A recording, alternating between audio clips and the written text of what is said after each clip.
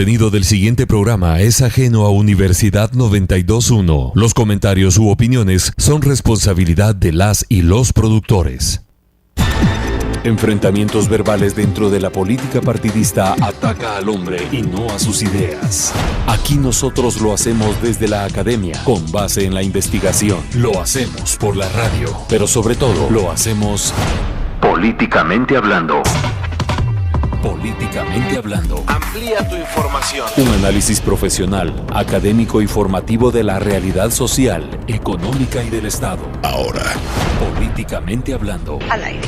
Porque la política es inherente al hombre. A continuación, transmitiendo por Universidad 92.1. Ideas políticas que suenan. La libertad de decir las cosas como son.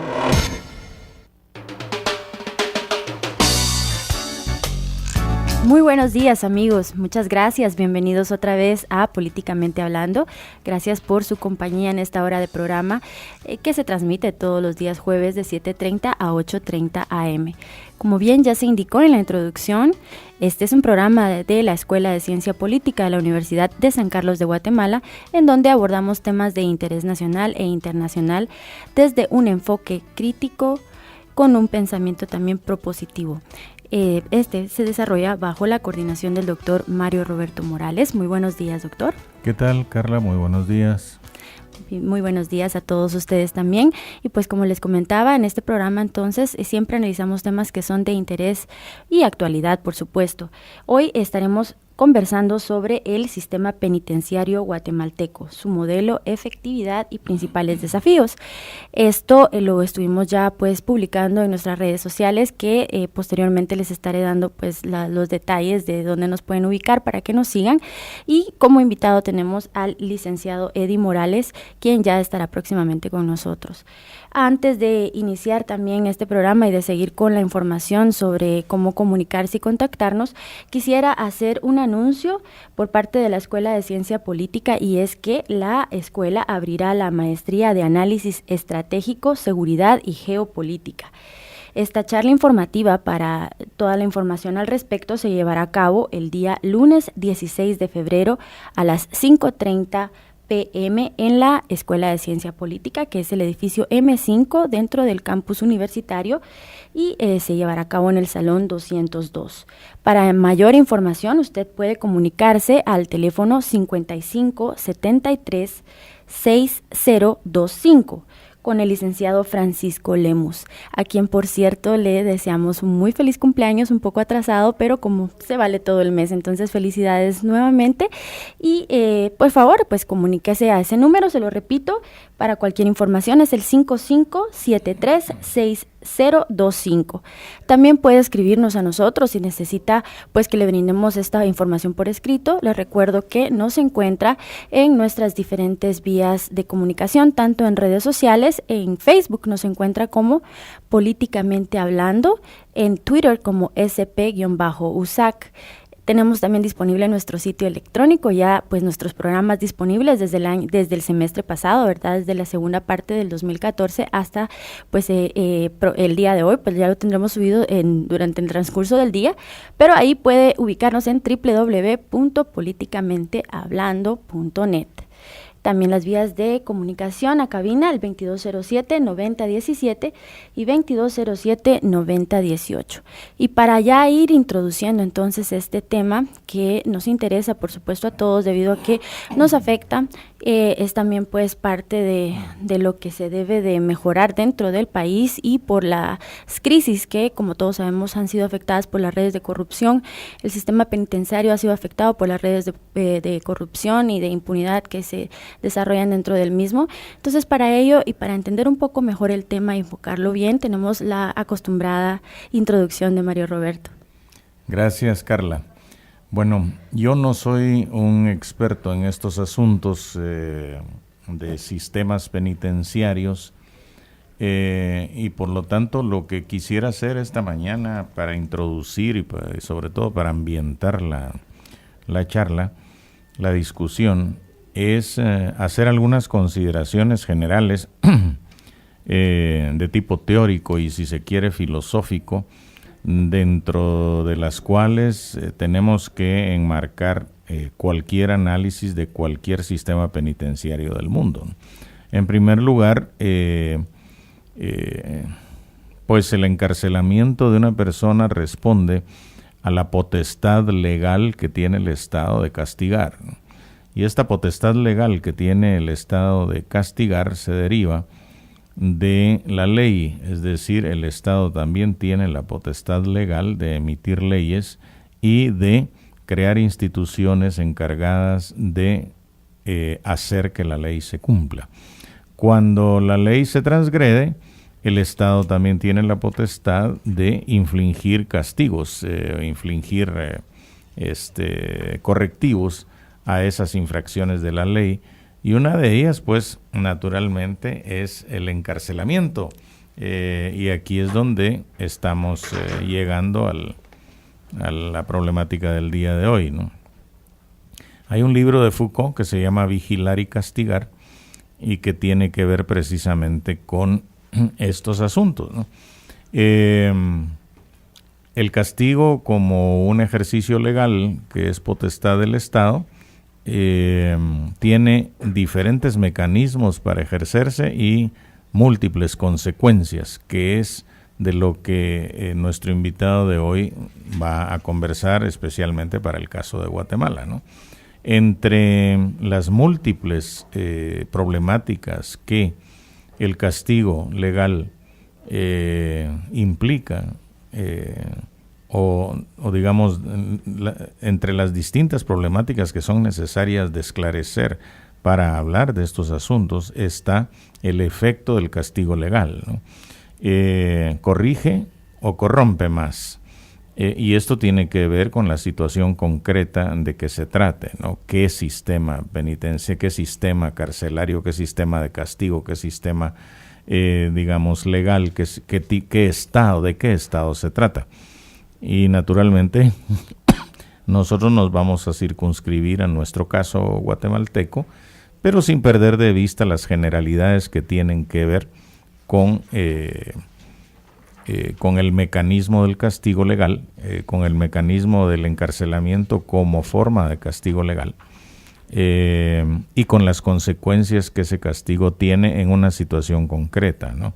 ¿Cuál es el resultado del castigo? Es decir, la sociedad se beneficia mediante el ejercicio de este castigo, las personas que son castigadas de esta manera se corrigen o se corrompen más, etcétera, etcétera, etcétera. Estas son generalidades elementales que me parece que hay que tener en cuenta en cualquier discusión sobre este asunto. Pero naturalmente para eso tenemos a nuestro invitado de hoy, que es un experto y que tiene una experiencia concreta en este asunto, y a Carla se encargará de presentarlo de manera formal. Ya está con nosotros en la cabina, así que le paso la palabra a Carla. Carla. Gracias y muy buenos días, licenciado. Gracias por acompañarnos el día de hoy. Bueno, les voy a comentar un poco sobre la experiencia del licenciado Eddie Morales. Como ustedes, pues tal vez los que ya nos hayan seguido anteriormente, él ya ha estado con nosotros exponiendo temas sobre seguridad, sobre justicia, sobre sistema penitenciario, y pues también hoy estamos acá complementando esa información y actualizándola también debido a las crisis que actualmente enfrenta este sistema en Guatemala. Para comentarles mejor sobre pues la experiencia del licenciado Morales, él tiene un posgrado en ciencias criminológicas y criminalísticas, en cierre de pensum de doctorado, Magister Artium y diplomado superior universitario por la Universidad Mariano Gálvez de Guatemala. También es sociólogo por la Universidad de San Carlos de Guatemala. Tiene entre su experiencia profesional, es actualmente docente de los cursos de Sociología Política Latinoamericana, Políticas Públicas y Problemas Económicos de Guatemala en la Escuela de Ciencia Política. También tiene cursos de Sociología en la Universidad Mariano Gálvez, Victimología, Criminología y Política Criminal. También ha sido consultor asesor en temas criminológicos y criminalísticos y sociológicos en Crisol Consultores. También, como su experiencia, pues bien lo indicamos, tenido el cargo de director general del Sistema Penitenciario de Guatemala, en el cual pues se encargó de dirigir y administrar el sistema penitenciario guatemalteco según la planificación estratégica diseñada para la transformación sistemática de la situación carcelaria del país durante el 2008. Bueno, esta planificación dura del 2008 al 2017, por lo cual entonces él también tiene actualmente, pues sabe mucho de la estrategia que se está manejando en la actualidad. Entonces, ya antes de darle la palabra al licenciado Morales y agradecerle pues que nos haya acompañado hoy tan temprano, quiero recordarles que nos puede también seguir escuchando en la web, en www.radiosac.tk, y llamarnos para sus comentarios al 2207-9017 y 2207-9018. Y bien, muchísimas gracias por acompañarnos, licenciado Morales. Muchas gracias por estar aquí compartiendo con el doctor Roberto Morales. Contigo no es primera vez que hemos conversado en relación a este tema. Hay mucho que hablar del sistema penitenciario. Créeme que, aparte que es un tema muy apasionante, lo más importante de esto, para que nuestros amigos oyentes tengan con bastante claridad, creo que muchos aspectos que van relacionados a la temática penitenciaria de Guatemala, las grandes fallas que han estado sucediendo, es de que las personas que normalmente llegan ahí no llegan por vocación, sino que juegan un rol indirectamente político partidista. ¿Ya? Esto genera entonces la falta de una visión institucional, definitivamente que tiene que ir acompañado, por supuesto, de una visión de Estado del gobierno de turno. Tomando en consideración esto, entonces dejan entrever llamémosle por decir en muchas ocasiones, personas que han llegado a dirigir el sistema penitenciario no por vocación, sino por esa afinidad política. Va destruyendo la institucionalidad y por ende todos aquellos que ingresan en un periodo de gobierno determinado, va a establecerse ciertas relaciones políticas. Desde ahí empezamos mal, porque entonces ustedes se podrán dar cuenta de que de una u otra manera los mismos privados de libertad tienen ciertas conexiones. Llamémosle, aunque no nos guste reconocerlo, pero muchas de las personas que llegan ahí, aparte de estar dentro de las estructuras del crimen organizado, también son parte de las mismas estructuras políticas. Y entonces existe una trinidad, le llamo yo, ¿ya? Políticos, crimen organizado y funcionario. Con esto, por supuesto, no estoy criticando a todos, sino que hay excepciones a la regla. Entonces, con esta situación se ha venido en detrimento, definitivamente, no solo de manera hacia la institución, sino que a todas las personas que conforman esto. Cuando realmente un sistema penitenciario, quienes lo deberían de conformar, son personas de vocación penitenciaria, que les soy honesto, contadas con las manos. La mayoría de personas que piensan del sistema penitenciario lo ven como algo negativo, porque hasta cierto punto existen algunos medios de comunicación, tanto escritos como televisados, le han dado esa contextualización, pero la realidad, la vida penitenciaria, tanto para que es de funcionario penitenciarista, como también para el privado de libertad, son algo muy interesante, muy importante. Y más que eso, las personas que ejercen allá adentro, esa vocación la deben de manifestar, no solo con el conocimiento, la preparación, sino que también deben de manifestarla haciendo ciencia, una serie de estudios. El aspecto penitenciario hoy en día ya no es algo como lo llamábamos nosotros, vulgarmente se le dice guachimán, ¿no? Entonces guachimán, esa palabra, como que solo es únicamente lo que me interesa a mí, que no se evadan, que no se fuguen, eso ya pasó totalmente a la historia. Hoy se hace ciencia penitenciaria y las personas que deben de estar dirigiendo deben constantemente estar preparadas, deben tener esa vocación, deben tener ese conocimiento, deben ser profesionales, principalmente las ciencias sociales, ya, con algunas áreas administrativas que son diferentes. Entonces, con esa razón, de esa pequeña introducción que hemos hecho, hay que entender que empecemos a analizar qué es un sistema penitenciario, y tal como se establece directamente que es una dependencia del Ministerio de Gobernación, que tiene como finalidad mantener la custodia,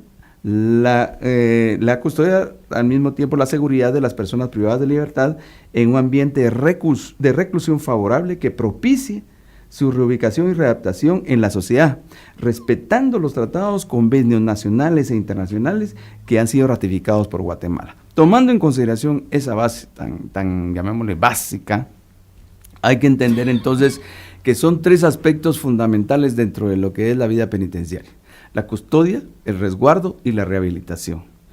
Si van sobre este camino, definitivamente lo que nosotros vamos a entregar para aquella persona que es funcionaria y aquella persona que está recluida dentro de un sistema penitenciario penando, definitivamente tiene que ser reinsertado a la sociedad de una manera no solo positiva, sino que más aún productiva.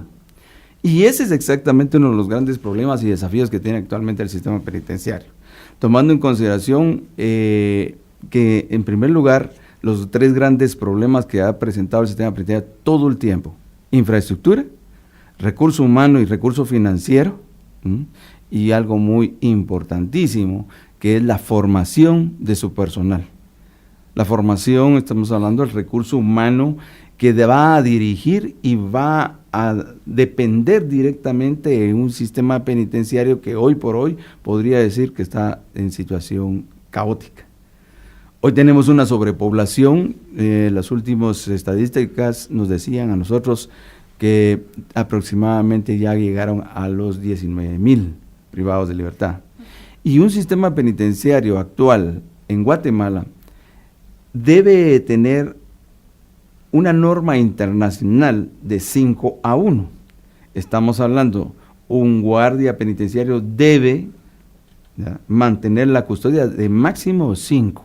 Si nosotros comparamos con esta sobrepoblación, este hacinamiento, estaríamos hablando, casi vendría siendo, no sé, no tengo una calculadora ahí, pero vendría siendo alrededor como 10 o 12, el doble, si no es que más. Bueno, viendo esta circunstancia entonces, para un sistema penitenciario que fue diseñado desde más o menos de los años 60, 70 y precisamente para un modelo de esta naturaleza, definitivamente la delincuencia de aquel entonces no era la que existe ahora. Los índices de criminalidad se han ido hacia arriba por diferentes circunstancias y hay muchos aspectos estructurales, hay muchos aspectos socioeconómicos, que van determinando una serie de conflictividad en torno a la problemática guatemalteca. Y esto va generando también unas nuevas tendencias criminales. Hay una criminalidad de cuello blanco, hay una criminalidad, por decir, común, hay una criminalidad en la cual existen tendencias psicópatas y sociópatas, pero eso debe ser tratado muy directamente a través de la criminología clínica. Y entonces acá vemos que como ese índice de criminalidad va creciendo, asimismo también la población privada de libertad va a crecer. Y un sistema penitenciario, el cual de nuestro tiene una capacidad instalada de 6,500 privados de libertad, para eso fue diseñado. ¿Cómo usted va a privar de libertad más de alrededor de 18,000, 19,000 privados de libertad? Y todavía la cifra en Guatemala se queda corta. Esto es la problemática en Guatemala. Pero si nosotros vemos a otros países latinoamericanos, que es más o menos lo que nos podemos asemejar, están hiperpoblados, peor que nosotros aún.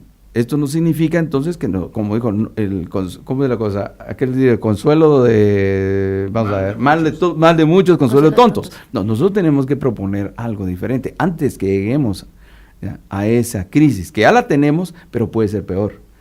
Entonces, una capacidad instalada de 6,500 privados de libertad para 20 centros, porque anteriormente eran 22, ahorita tienen un problema de que se eliminó la prisión de Progreso, ya te quedaron 21 y otra se reconfiguró, al final quedan 20, pero imagínense, todavía así le reducen espacio.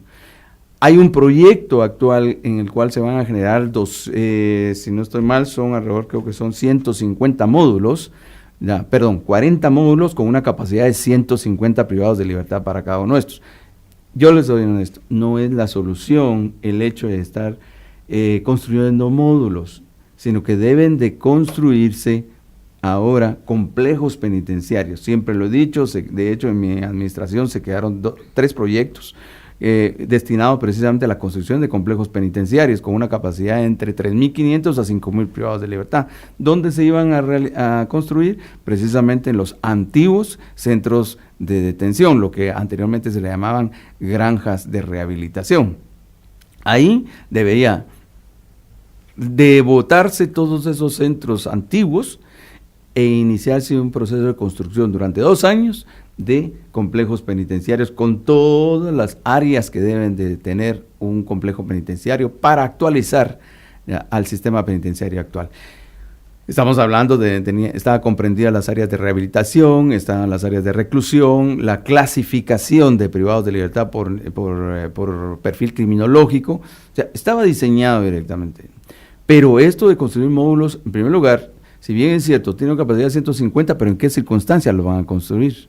Claro, así es. Volvemos a caer al hacinamiento. Exactamente, y con esta reflexión que vamos a seguir en nuestra segunda parte del programa, nos vamos a nuestra primer pausa y ya regresamos con el tema, el sistema penitenciario guatemalteco, para entenderlo mejor, su modelo, efectividad y principales desafíos.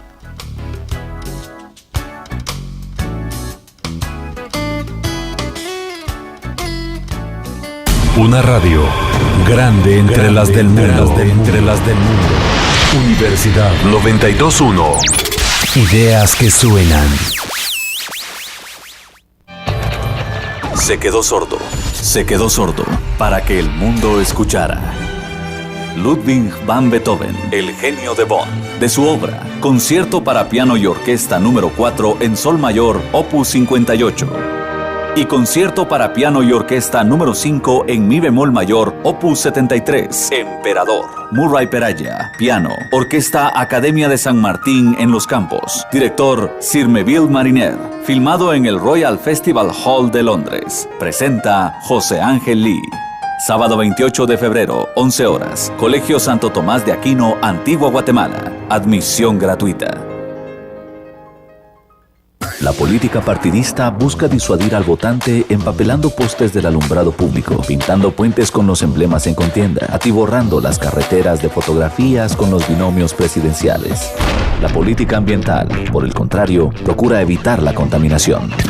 Política Ambiental de la Universidad de San Carlos de Guatemala. Conferencia que dicta el arquitecto Carlos Enrique Valladares Cerezo, decano de la Facultad de Arquitectura de la USAC. Jueves 26 de febrero, 10 horas. Aula virtual Dr. Carlos González Orellana. Segundo piso, edificio antiguo Calusac DDA, Campus Central. El país está sufriendo el bombardeo de contenidos alterados y desinformación constante. Y para contrarrestarlos, actualizamos la información de verdad. Ahora, resumen informativo. Actualizando la información en Guatemala. Buenos días, es momento de un avance noticioso. Finca Santa Rosalía, El Tumbador San Marcos, incidente armado, deja piloto de bus de rutas cortas fallecido. El Departamento de Tránsito de la Policía Nacional Civil realiza sanciones a motoristas por no portar licencia de conducir en operativos que se realizan en 2 rutas. Actualizando la información mundial. El primer ministro de Grecia sostendrá este jueves una reunión informal con líderes de la Unión Europea para tratar la crisis de endeudamiento que sufre el país. La reunión se llevará a cabo en las próximas horas en Bruselas. El Comité Internacional de la Cruz Roja denunció este jueves que sus voluntarios en Guinea reciben un promedio de 10 ataques mensuales mientras atienden a pacientes que sufren de ébola. El domingo pasado, 2 voluntarios fueron agredidos al tratar de establecer condiciones de seguridad durante el entierro de una víctima. Esté pendiente de más noticias en el siguiente avance a las 9 horas. Resumen informativo. Una actualización a los contenidos noticiosos, sin alteraciones ni enajenaciones. Universidad 92.1 FM. Información e ideas que suenan. Doctor, me cuenta que padece la enfermedad del olvido.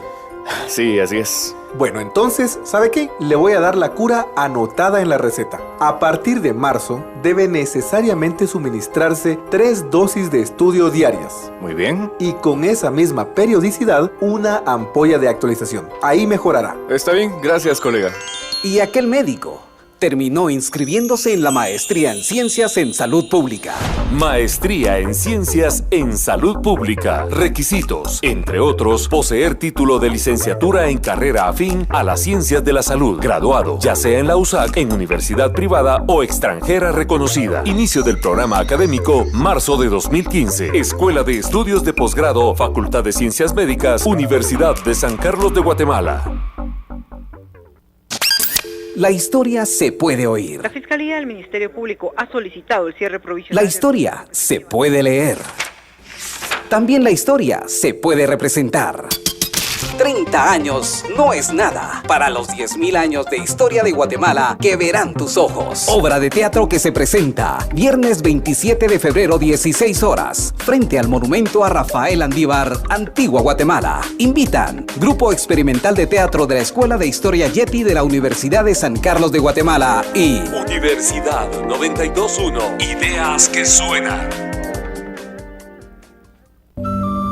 Aún se investiga, sin que nadie tenga la última palabra todavía, sobre dónde, cuándo y cómo nace nuestro instrumento autóctono. Pero sí que el 20 de febrero es el Día Nacional de la Marimba. Para celebrar, concierto homenaje a la trayectoria artística de la marimba Ave Lira con Marimba. Viernes 20 de febrero, 18 horas, frente al monumento Rafael Andívar, Antigua Guatemala. Entrada libre. Difundimos el conocimiento científico, tecnológico, histórico, social, humanístico y antropológico en todas las ramas del saber. Y en el medio exclusivo para oír. Esta es Universidad 92.1 FM. Ideas que te suenan. Y bien amigos, muchas gracias por acompañarnos nuevamente en nuestra segunda parte del programa. Hoy estamos conversando sobre el sistema penitenciario guatemalteco, acerca de su modelo, su efectividad y principales desafíos. Como invitado tenemos al licenciado Eddie Morales, quien tiene pues amplia experiencia en el tema, siendo él también pues exdirector de presidios en el año pues 2008 al 2011.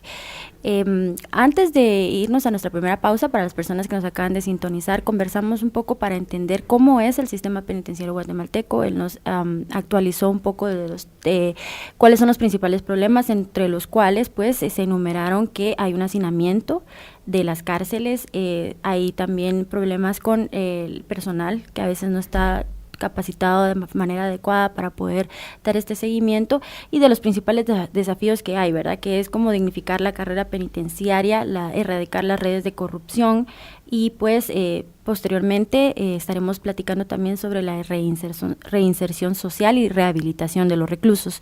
Pero creo que en este tema, en esta segunda parte, es importante hablar sobre uno de los principales puntos que afectan el sistema penitenciario guatemalteco, y era, como lo decíamos tras de micrófonos, son las redes de corrupción que hay dentro de esta institución. Hablemos un poco entonces sobre uno de los casos más emblemáticos, como es el de Byron Lima, por favor. Bueno, primeramente lo que mencionaste eran los 5 ejes estratégicos de mi administración. En su momento, con claridad, teníamos un plan integral de reforma penitenciaria que abarcaba del año 2008 hasta el año 2017, con posibilidades de extenderlo hasta el año 2020. Esto implicaba precisamente el control de los centros de detención, erradicar la corrupción, también impulsar programas de rehabilitación social y eficientar la administración técnico-financiera y fortalecer definitivamente la carrera penitenciaria. Tomando en consideración esto, uno de los ejes fundamentales eran 2 durante mi administración. Bueno, yo diría que todos, pero 3 diríamos en este caso. La primera, que era mantener el control de los centros de detención. El segundo era erradicar la corrupción, y el tercero era eficientar el poco dinero que tenía el sistema penitenciario, que a mí me tocó estar con un presupuesto anual durante 4 años casi de 380 millones. Hoy en día el sistema penitenciario tiene 522 millones. Ya, por supuesto, fue algo también en el cual nosotros dijimos en su momento que requería mantenerse durante un periodo por lo menos de 10 años con ese mínimo de 500 millones ¿ya? Pero nosotros nos tocó enfrentar una crisis muy, muy difícil y tuvimos que enfrentarla en todo sentido. Y es aquí donde aparece el caso emblemático del señor Byron Lima, cuando se ataca la corrupción. Si bien es cierto, este señor, como todo el mundo sabe cuál es su situación, definitivamente nos dimos cuenta el empoderamiento, ¿ya? Y empoderamiento no significa poder ni autoridad, que hay que tener mucho cuidado. El empoderamiento puede darse de diferente manera. Cuando hablamos de este empoderamiento físico en función de cómo tenía el individuo cierto grado de estructura y organización, inmediatamente lo tuvimos que enfrentar, ¿ya? Porque claramente se le indicó en su momento que no podía él mantener cierta incidencia dentro de los privados de libertad, porque tanto el resto es un privado de libertad como él también. Tomando en consideración esto y bajo ese eje de erradicar la corrupción, entonces se inició un proceso de control estricto en cuanto no solo a ese centro de detención que mal llamado Pavoncito, que es el Centro de Reinstalación Constitucional, así es el nombre correcto, y que fue creado en 1986. Entonces, definitivamente, este individuo siempre se le, podríamos decirlo, nosotros tuvimos control en función de esta persona. Definitivamente también hubieron una serie de divergencias y se da un momento en el año 2008 que a cuenta de eso fue que empezamos a trabajar mucho con la rehabilitación de los privados de libertad y se da un amotinamiento aproximadamente en el año 2008, noviembre de 2008. Cuando se da este amotinamiento, definitivamente nos damos cuenta de que había una estructura dentro de Pavoncito. Fueron aquellas personas que fueron descabezadas, que mataron a 5 privados de libertad, ya, y lamentablemente no se pudo comprobar quiénes eran los dirigentes, pero se sospechaba que atrás de esto estaba este recluso Lima. Es así como verdaderamente se empezó a trabajar bajo un plan nuevamente muy ambicioso, que era precisamente el trabajo asociativo. Y uno de los, podríamos decir, los centros de detención que tomamos como plan piloto fue Pavoncito, que es el primer centro donde probamos el trabajo asociativo a través del cooperativismo penitenciario. Nos dimos cuenta que dio resultado, ¿ya?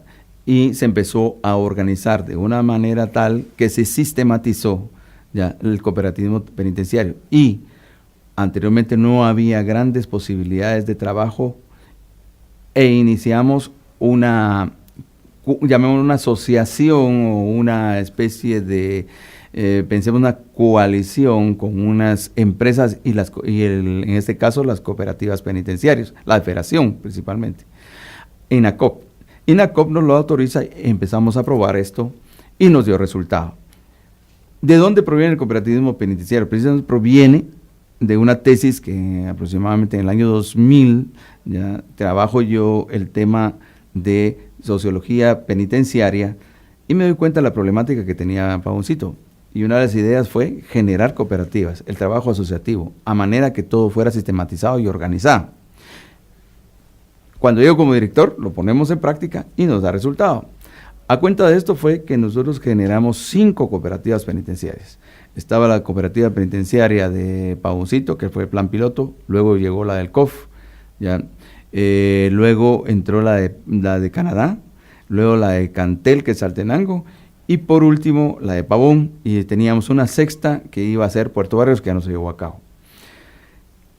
Eso sí, para establecer que fuera productiva este sistema, tomamos en consideración que ninguno de aquellas personas que estaban vinculadas a casos de alto impacto o estaban privadas por estafas al Estado, no podía generar en ningún momento una posibilidad de integrar estas cooperativas penitenciarias en la directiva.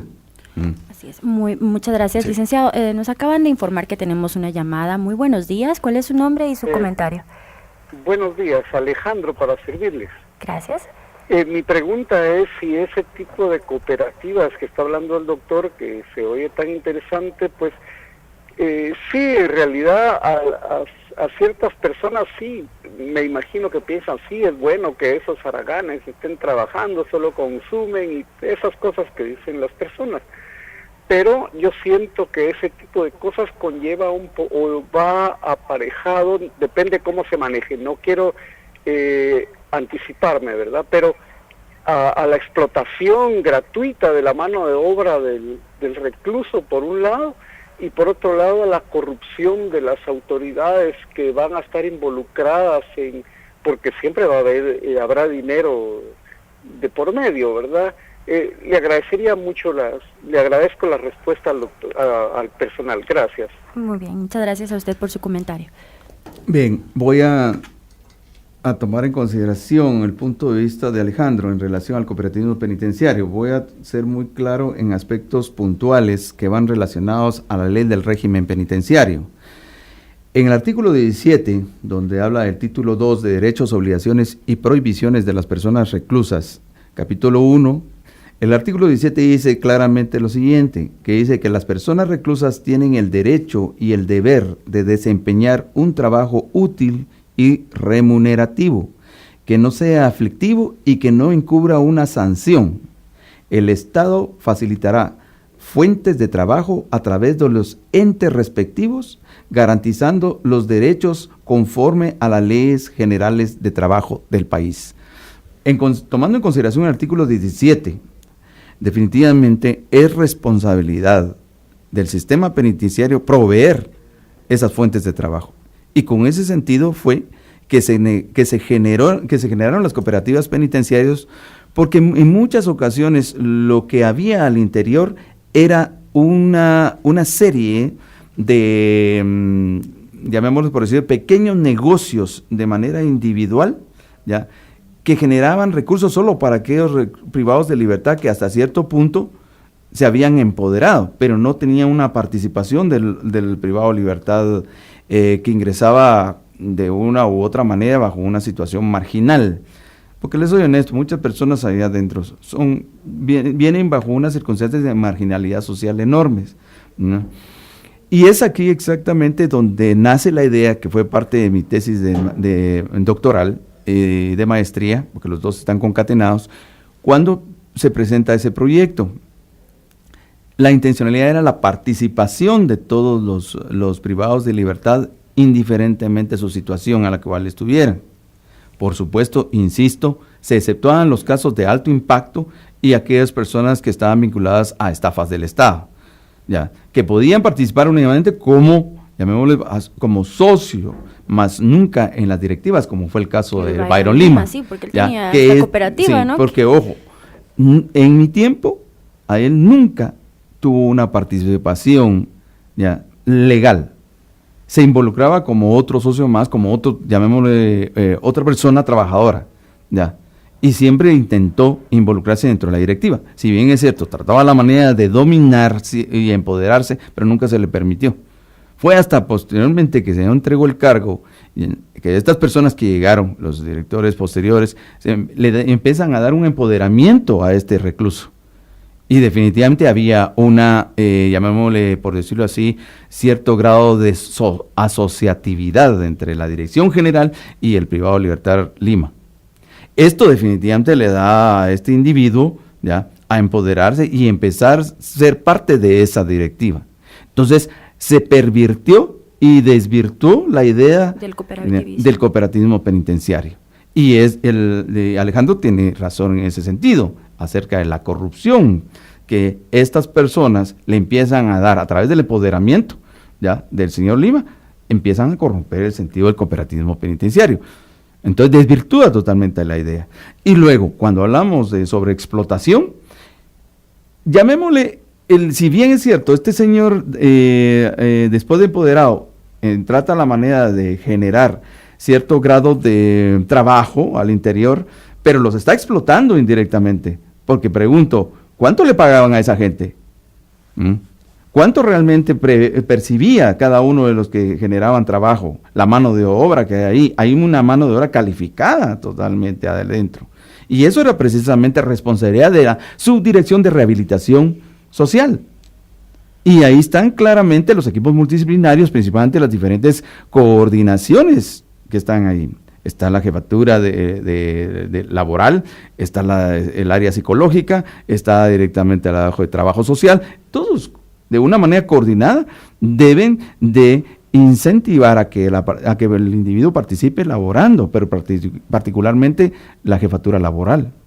Pero ¿qué sucede si yo vengo como recluso? No solo me empodero yo, inmediatamente vengo y sugiero poner a los directores generales ahí, lo que fueron los 2 anteriores, ya, son parte de mi estructura criminal.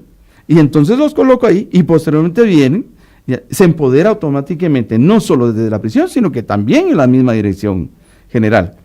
Y luego también cambian al equipo multidisciplinario que teníamos nosotros, cambian las jefaturas y ponen a personas que iban a estar de acuerdo con el empoderamiento, como recluso había tenido, en este caso el señor Lima. Él quitaba y ponía gente, definitivamente. Hay una revista muy interesante que felicito a los que hicieron la investigación, ya, donde habla acerca de la estructura, cómo estaba montada. Y aquellas personas que somos penitenciaristas de vocación y sabemos cómo funcionan las cosas adentro, nos damos cuenta que ahí había los 2 aspectos que menciona Alejandro.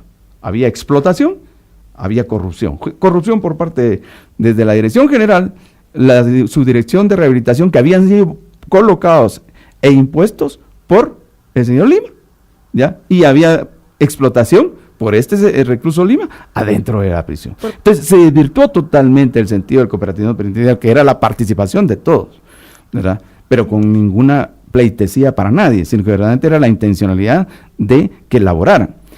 Sí. Creo que se puede tomar otra vez el tema del cooperativismo penitenciario, porque está escrito.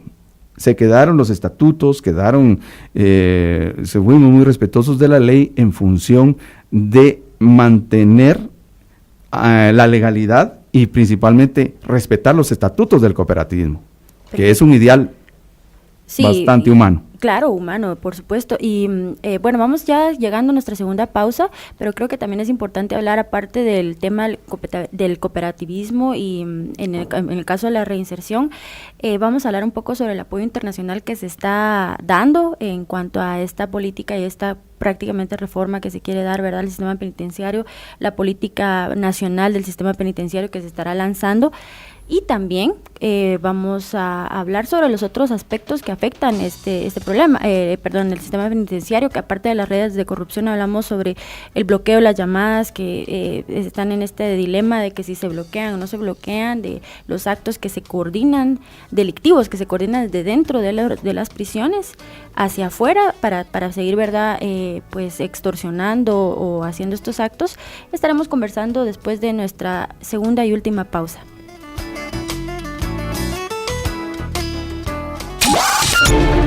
Nacimos con una visión académico-política, propositiva, vinculante, socialmente comprometida.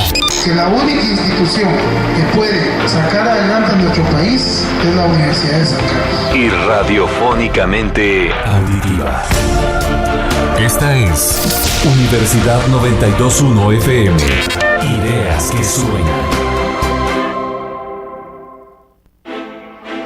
Las personas creen que las universidades juegan un papel importante en el desarrollo del país. La universidad se caracteriza por su vocación popular. Dice un médico amigo que los estudiantes debemos ser la conciencia crítica de la universidad y esta a su vez la conciencia crítica del país. La universidad ha dejado de ser una prioridad dentro de las políticas de gobierno. Es una universidad crítica y comprometida, puesto que ha estado al lado de las mejores causas. Pero la educación superior no es un juego.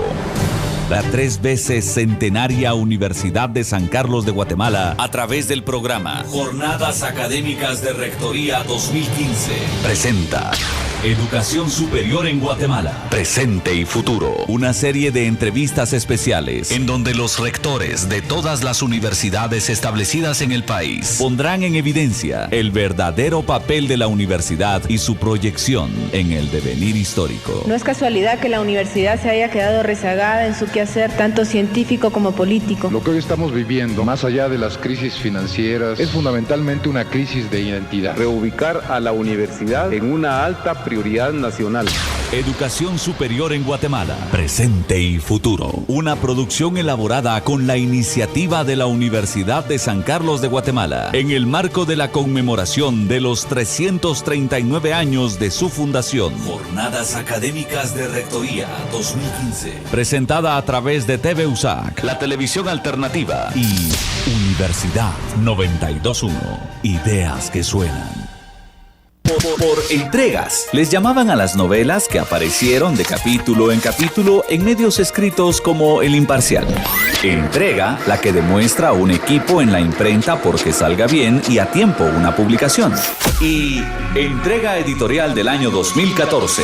Instituto de Estudios Interétnicos, la que tiene lugar este jueves 12 de febrero a las 17 horas en Casa Ibargüen. Entrada libre. Las primeras 75 personas recibirán gratis una revista y un libro. Invitan Universidad de San Carlos de Guatemala, Instituto de Estudios Interétnicos y Universidad 92.1. Ideas que suenan.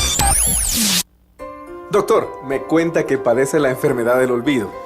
Sí, así es. Bueno, entonces, ¿sabe qué? Le voy a dar la cura anotada en la receta. A partir de marzo, debe necesariamente suministrarse 3 dosis de estudio diarias. Muy bien. Y con esa misma periodicidad, una ampolla de actualización. Ahí mejorará. Está bien, gracias, colega.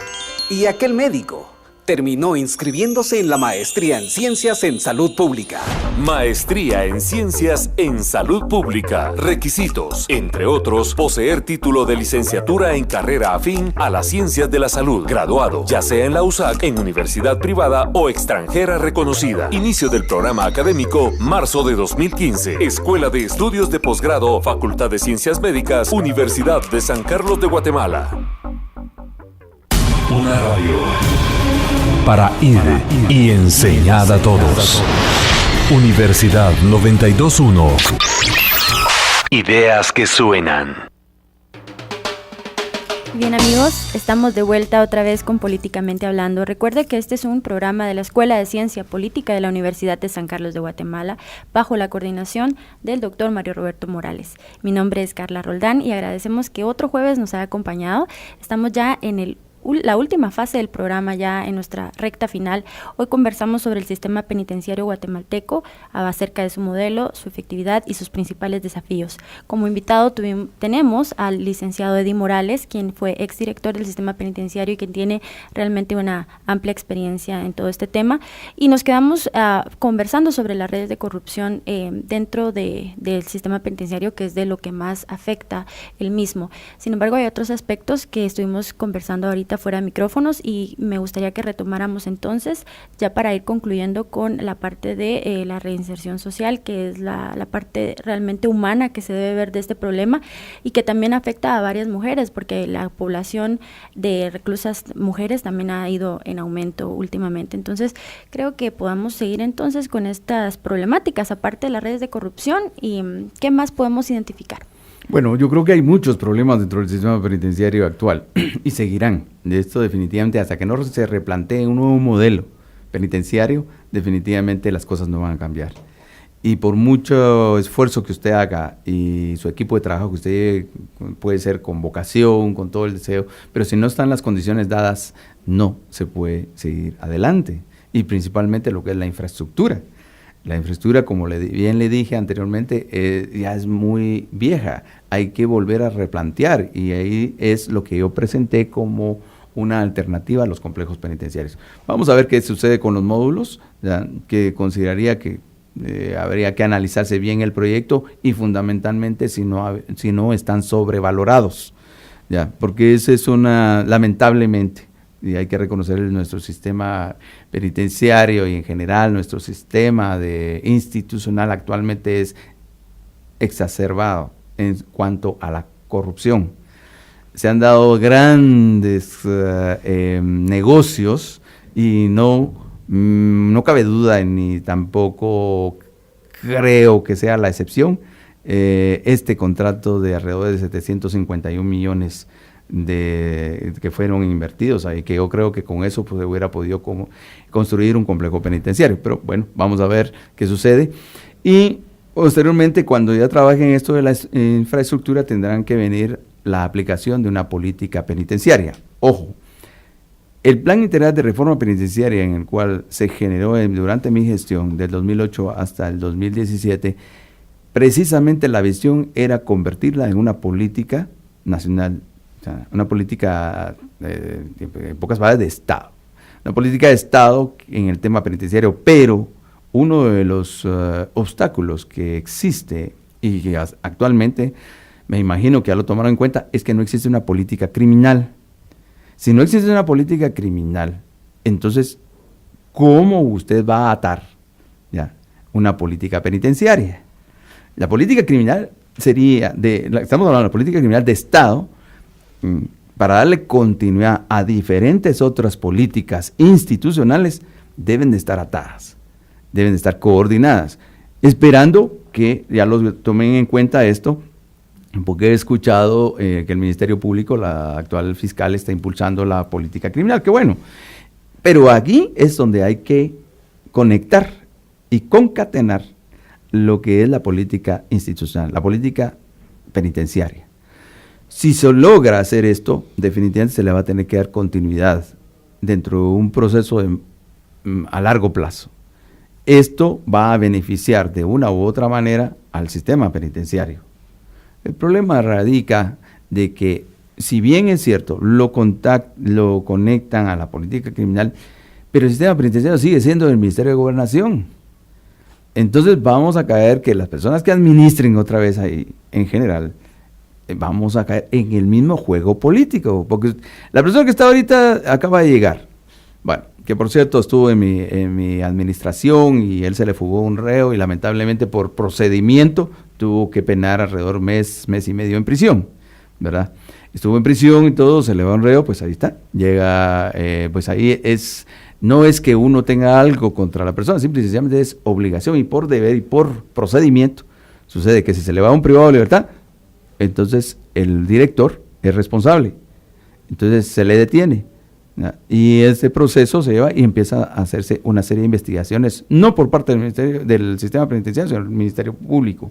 Bueno, y se determinó que parece que los delitos los tenía ahí por incumplimiento de deberes y por facilitar la fuga. Bueno, al final, pues pues ahora es el director, que bueno, pues hay que verdaderamente haga hasta lo imposible por mejorar, ¿verdad?, las circunstancias del sistema penitenciario, que bien se lo merece, y es aquí donde hay que analizar cómo se planteó la política penitenciaria, y si le van a lanzar en febrero, pues que bueno, espero que haya sido socializada y consensuada dentro de la sociedad civil, el gobierno actual, y más aún también con otros expertos, en este caso el papel que juega la cooperación internacional en función de la asesoría que le da. Tengo entendido que PAJUS está involucrado, que es un programa de la cooperación europea.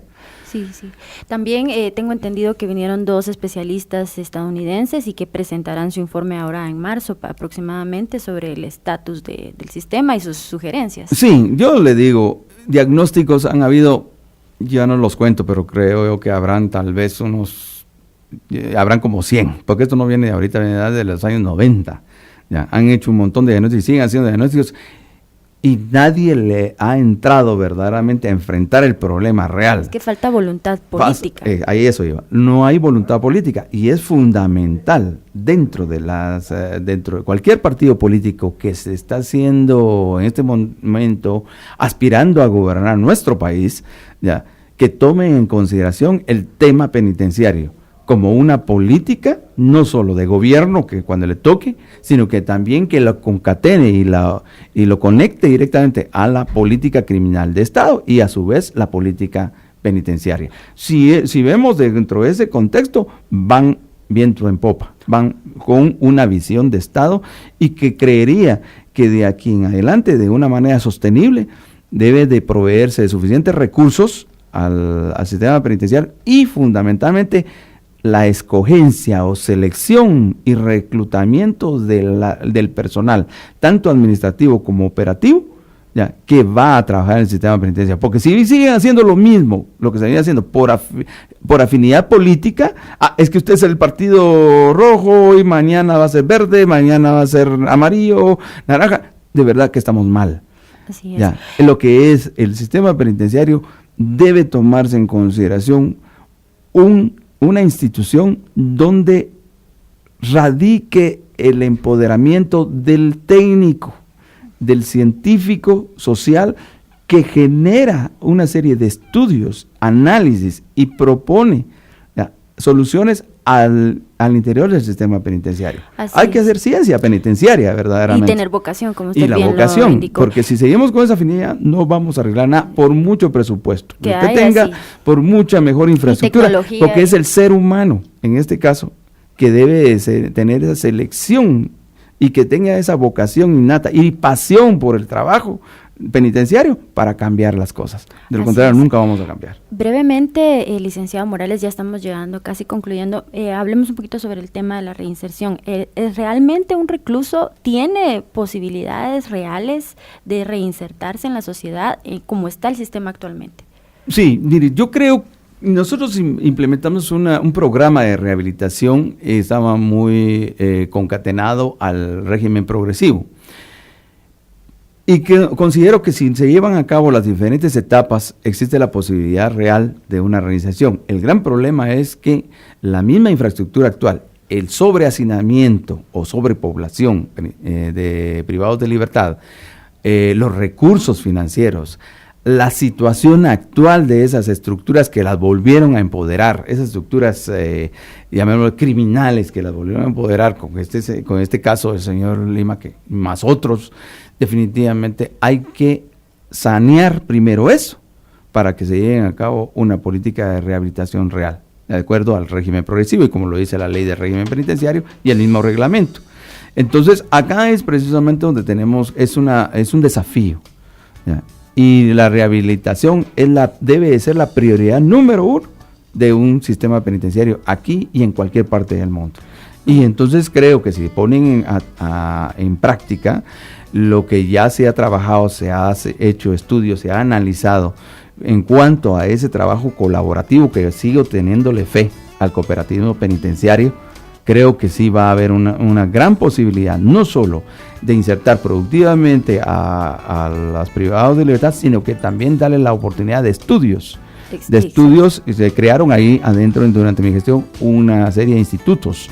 Ya, ¿Sobre ciencias penitenciarias? No, institutos, porque muchas personas al llegar, en primer lugar, tienen deficiencia primaria, secundaria y de bachillerato y diversificado. Entonces, acá se generaron institutos para llevar a cabo primaria acelerada, básico acelerado y bachillerato acelerado, y posteriormente se inició un proceso de asociación con una universidad para que se continuaran estudios universitarios. Espero que la actual administración pues vaya más adelante y a que vaya mucho más adelante en ese sentido, y también se crearon diplomados de ciencias penitenciarias para el personal que labora como funcionarios ahí, y que ojalá que algún día se convierta en licenciatura. Claro, gracias. ¿Verdad? Y una maestría. Muchísimas gracias por acompañarnos. Lamentablemente llegamos otra vez, se nos hace corta siempre una hora, por eso es que lo invitamos cada cierto tiempo para que nos actualice sobre este tema, licenciado Morales. Antes de irnos, pues quisiera agradecer su sintonía nuevamente y que nos esperen pues también y nos escuchen el próximo jueves con un tema interesante sobre violencia. Recuerde que la Escuela de Ciencia Política abrirá la maestría de Análisis Estratégico y Seguridad y Geopolítica, la charla informativa el próximo lunes 16 de febrero a las 5:30 p.m. en el Salón 210 del M5 Escuela de Ciencia Política. Muchas gracias y hasta el próximo jueves. Los esperamos. Muchas gracias.